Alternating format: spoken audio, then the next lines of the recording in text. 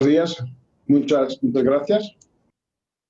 Es un placer estar aquí con vosotros y me perdone, me iré a hablar un poco en inglés, más por la discusión lo podemos hacer también en castellano. When we speak about asthma and pollution, probably you can be here for 1 week discussing the data related to these two topics. But today, I'm going to convince you that it's important to speak and to think about pollution, of course, and that are something that we are in charge to help our patients, namely related with the indoor pollution. According to the World Health Organization, 9 out of 10 people breathe air containing high levels of pollutants, and more than 80% of people living in urban areas are exposed to air pollutants levels that exceed the limits, the guideline limits. 3 billion people all over the world are exposed to high levels of indoor air pollution, namely pollutants that are related with cooking and eating of their homes. So, a huge problem. The population groups that are most likely to suffer the adverse health effects of pollution, the biological one and biological parts of the pollution, for sure, are children, as their immune system is not fully developed and are exposed to higher body doses. Of course, the elderly, as they are more susceptible and suffer from several chronic diseases. And of course, the population with chronic respiratory diseases, namely asthma, namely allergic rhinitis. When we think about pollutants, we have indoor and outdoor air pollutants. Some of them we have in both environments, but we have also the primary pollutants from the outdoor, the secondary pollutants, namely from the outdoor and indoor, several sources of outdoor air pollution, several sources of indoor air pollution. We have the problem with the biomass air pollution, the fossil fuel air pollution, and this is a very important problem in all over the world. In the more developed, in the less developed countries, this is very, very important. When we think about asthma, we think about inflammation. And you can have a lot of damage related with pollution, namely related ozone, a short exposure, a more long exposure, in this case from the Murine model. You can have a lot of damage, cell death. You can have hypertrophy, hyalinosis, hyperplasia of the epithelium. You can have mucosal cell metaplasia, and all of these are going to increase the inflammation, the damage related with this kind of diseases. And if this is true, perdão, Mário, porque estás compartilhando tu pantalla.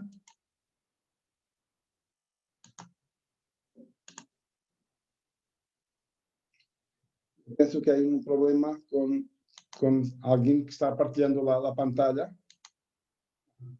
If we think about other pollutants from the outdoor, from the indoor, you'll get the same. More inflammation, the disease with a worse prognosis.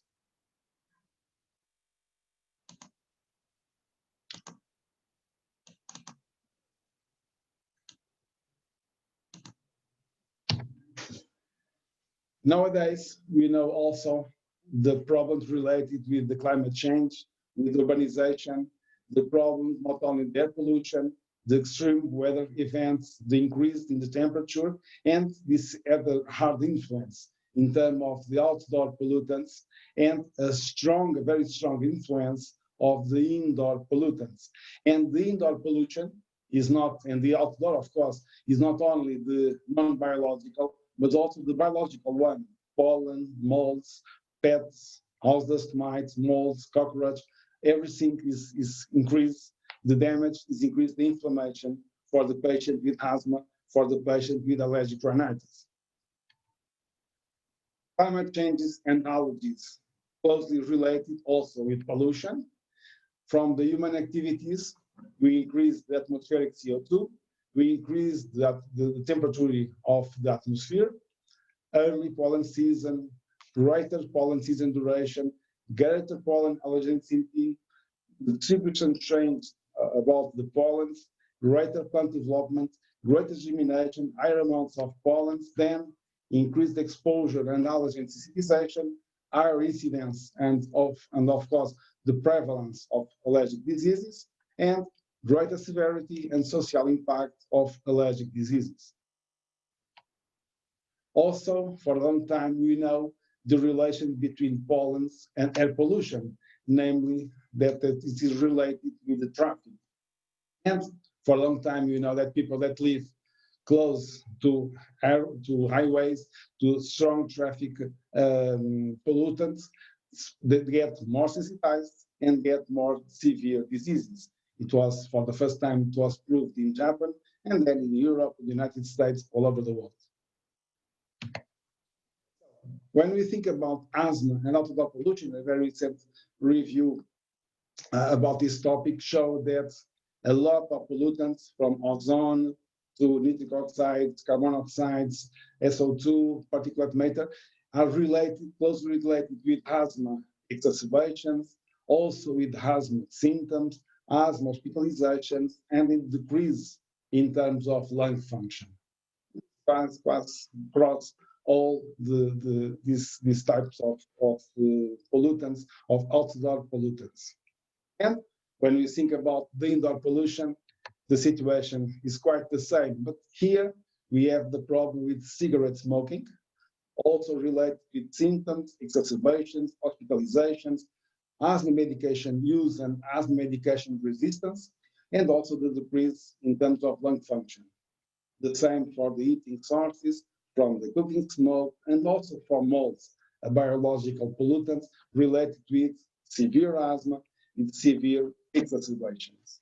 So we have a problem with outdoor, with indoor pollution, and a lot of interaction between these two players. So we have our asthmatic patient, from children to the elderly. We have a lot of source of pollutants that goes from the heating, from how we are cooking in our houses, from the pollution, industrial pollution from the cars, also from the tobacco smoke. And we'll get more symptoms, more exacerbations and admissions, decreased lung function. We are using more medication. We'll see soon. We have also some resistance to the effect of the medication, namely the inhaled steroids. You get respiratory disability, and at the end of the day, you'll get increased costs and decreased quality of life in our patients with asthma that are exposed to pollution. And for sure, the indoor air quality depends on indoor and also on outdoor environments. True in our houses, in the future probably will go like this, nowadays using masks. For a long time, I was very interested in this relation between tobacco smoke and asthma and severity of asthma, namely in children. In Portugal, and this is data from Portugal, from our country from about 10 years ago, we saw that the patients with asthma smoked as much as the non-asthmatic patients. They are also, as ex-smokers, quite the same percentage, and asthmatic patients were more exposed to environmental tobacco smoke. It was very, very important, this kind of data, because this is transversal all over the world, and probably also in Mexico, it will be quite the same. So, think about smoking to asthma. We have a lot of epidemiological and also mechanistic relation between smoking and asthma, and about the prevalence and incidence, namely in adolescents and children, also in adults, namely in the United States, increasing the prevalence in adults, namely on heavier smokers, increasing the prevalence also in young females, and increasing also the incidence of allergic rhinitis in a dose-dependent manner. A strong causal relation between exposure to tobacco smoke and asthma incidence, namely in children, but also in adults. We know the effects of this exposure to secondhand smoke, not only on respiratory diseases, but all over the body, with a lot of the premature deaths related with this exposure. And these health consequences are dramatic, not only in children, also in adults. And this kind of effects goes much more spread than on the respiratory system. So we must think about tobacco smoke and the exposure to tobacco smoke. Smoking in asthma increased the morbidity and mortality of the disease, the symptoms, severity, and exacerbation, decreased quality of life, and the worst outcomes will be obtained by those with more than 20 packs per year. Decreased asthma control, and this was showed as in population control surveys, and it's also dose dependent, and it is also related with the decline in lung function and the persistence in terms of the airway obstruction. Decline in lung function, it was very nicely shown more than 15 years ago in the Busuttil health study, showing that this is the normal decrease during the life, in this case in males. It is the decrease that you obtain in non-asthmatic smokers, in asthmatic, and in asthmatic smokers. It will be the worst prognosis, and it's true in males and also on females. So you'll get also in pregnancy increased exacerbations, increased asthma severity during pregnancy, and a lot of fetal abnormalities. Exposure to passive smoking has the same effect as in children as in adults. It's quite the same all over the age of life. A long time ago, about 20 years ago, we also performed a control study in our department, and we saw that the main risk factors for asthma admission in children was a prior asthma hospitalization, and the second one was the environmental tobacco smoke exposure, much greater than to be a topic. So a lot of things to do related with tobacco smoke. About treatment, we know that in patients with asthma that smoke, or children with asthma exposed to tobacco smoke, we get a reduced corticosteroid sensitivity. And with a lot of consequences in terms of respiratory symptoms, exacerbation rates, and also on lung function. What will be the first-line asthma treatment for these patients? The same approach with increased doses, to use ICS versus antileukotrienes, use small particle inhaled corticosteroids, associate other drugs. We must think about this because these patients, when treated with inhaled steroids, don't get the same results of the patients that are not smoking or that are not exposed to tobacco smoke. And this reduced corticosteroid sensitivity, we have a lot of reasons to. Some of them we know very well, another one can be some speculated, but we have a decreased binding affinity, a down regulation, and also a down transnucleation of the glucocorticoid receptor. We have also a main alteration in the glucoreceptor type, namely overexpression of the beta type, overexpression of pro-inflammatory transcription factors, and also defective histone acetylation. We have a lot of reasons to have this corticosteroid reduced sensitivity in our patients with asthma. We know also that the smoking cessation in asthma is not easy, but we'll get an overall general health advantage. It will be beneficial for several aspects of asthma control, for symptoms, for lung function, also for the inhaled steroid responsiveness.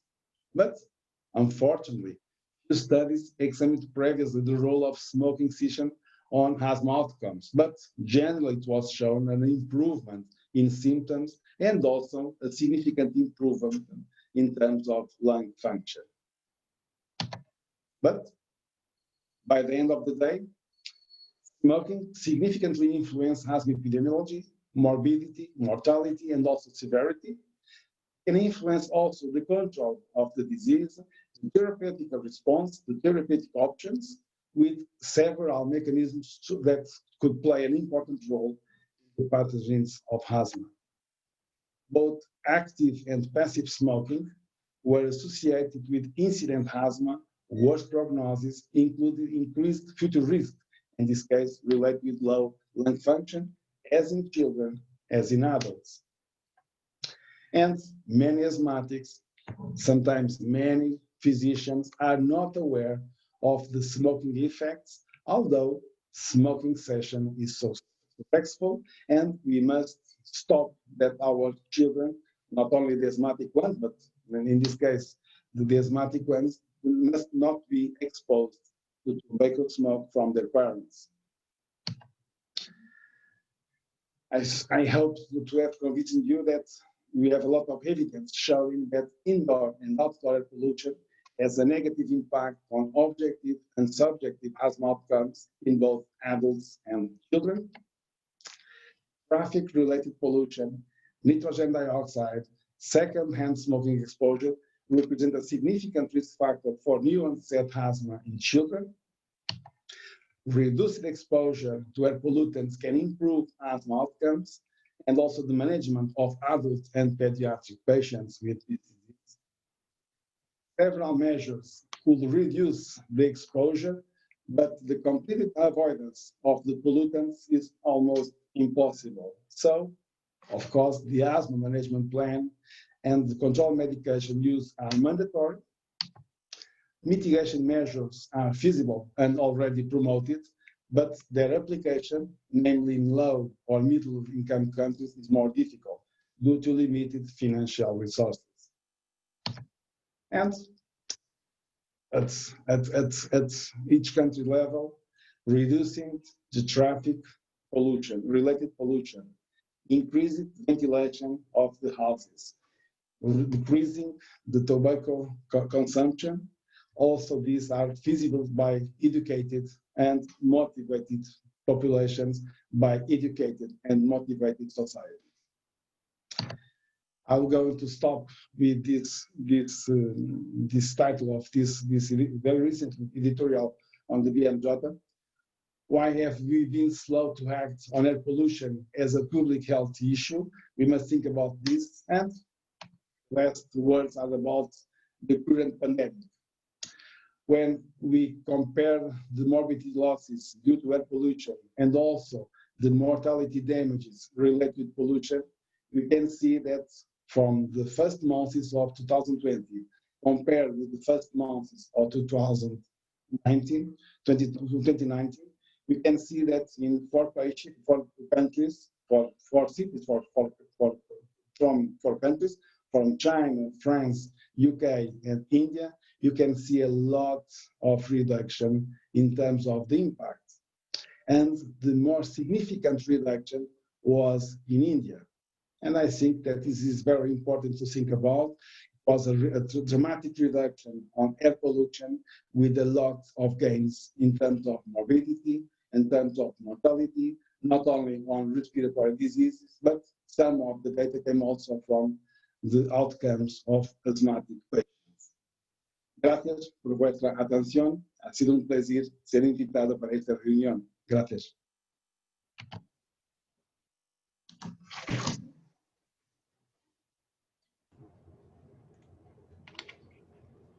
Thank you so much.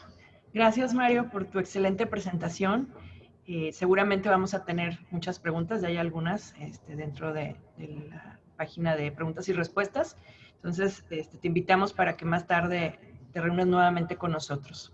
Bien. Muchas gracias. Vamos a pasar ahora a nuestro siguiente panelista. El doctor Ignacio Anzoátegui Subeldía es un amigo muy querido de nuestro departamento, como todos nuestros profesores. Y bueno, además debemos felicitarlo por su cumpleaños. Muchas felicidades, Ignacio.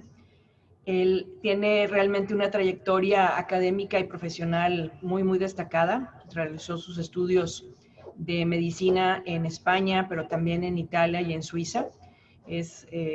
Yo lo considero como el alergólogo universal porque realmente ha tenido un impacto en todos